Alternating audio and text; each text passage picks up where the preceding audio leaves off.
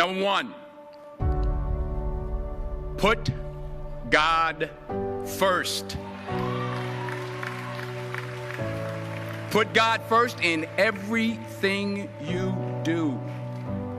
Everything that you think you see in me, everything that I've accomplished, everything that you think I have, and I have a few things, everything that I have is by the grace of God.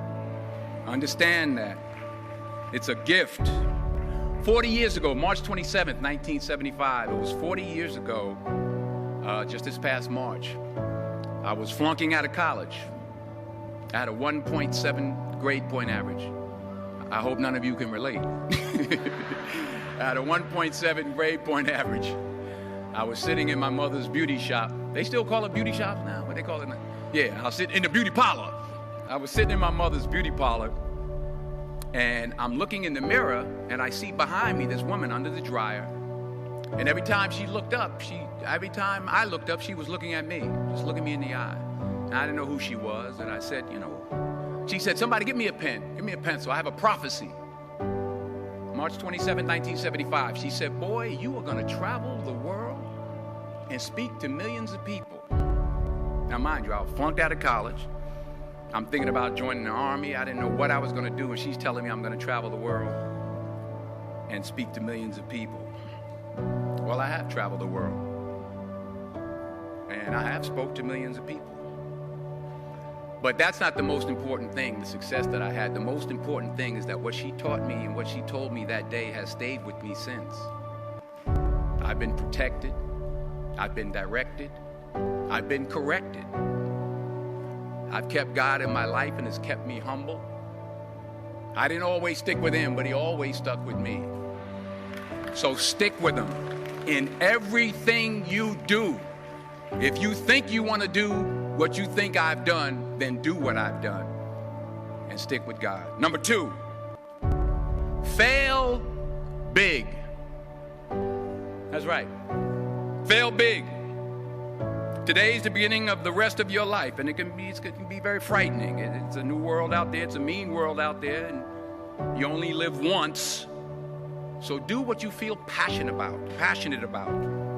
Take chances professionally. Don't be afraid to fail. There's an old IQ test, was 9 dots, and you had to draw 5 lines with a pencil within these 9 dots without lifting the pencil. The only way to do it was to go outside the box. So don't be afraid to go outside the box.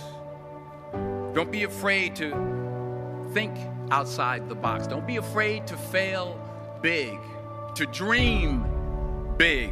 But remember, dreams without goals are just dreams, and they ultimately fuel disappointment.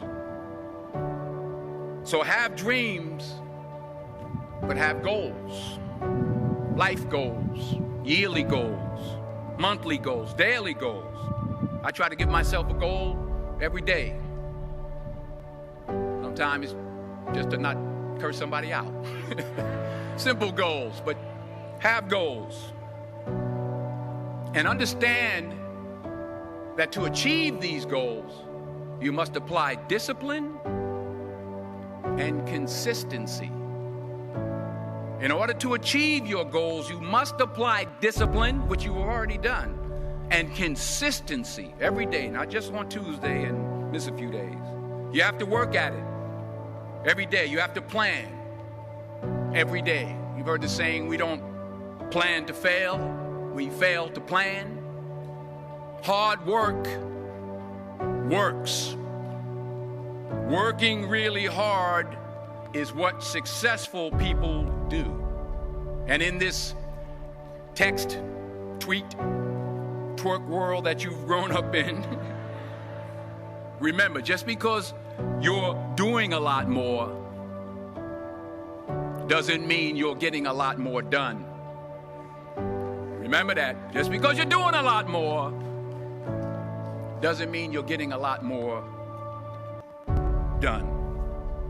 Don't confuse movement with progress. My mother told me, she said, yeah, because you can run in place all the time and never get anywhere. So continue to strive, continue to have goals, continue to progress. Number 3, you'll never see a U-Haul behind a hearse. I'll say it again. You'll never see a U-Haul behind a hearse. I don't care how much money you make, you can't take it with you. And it's not how much you have. It's what you do with what you have. We all have different talents. Some of you will be doctors, some lawyers, some scientists, some educators, some nurses, some teachers. Yeah, okay. Some preachers. The most selfish thing you can do in this world is help someone else. Why is it selfish? Because the gratification, the goodness that comes to you, the good feeling that I get from helping others, nothing's better than that.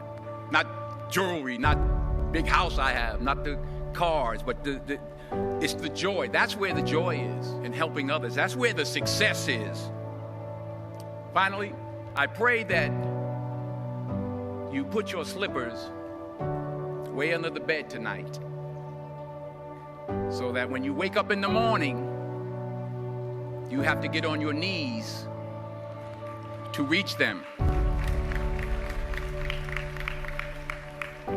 And while you're down there, say thank you for grace. Thank you for mercy. Thank you for understanding. Thank you for wisdom. Thank you for parents. Thank you for love. Thank you for kindness. Thank you for humility. Thank you for peace. Thank you for prosperity. Say thank you in advance for what's already yours. That's how I live my life. That's why I am, one of the reasons why I am today. Say thank you in advance for what is already yours. True desire in the heart for anything good is God's proof to you, sent beforehand to indicate that it's yours already. I'll say it again. True desire in the heart, that itch that you have, whatever it is you want to do, that thing that you want to do to help others and to grow and to make money, that desire, that itch, that's God's proof to you, sent beforehand already to indicate that it's yours. And anything you want good, you can have. So claim it. Work hard to get it. When you get it, reach back. Pull someone else up. Each one, teach one. Don't just aspire to make a living.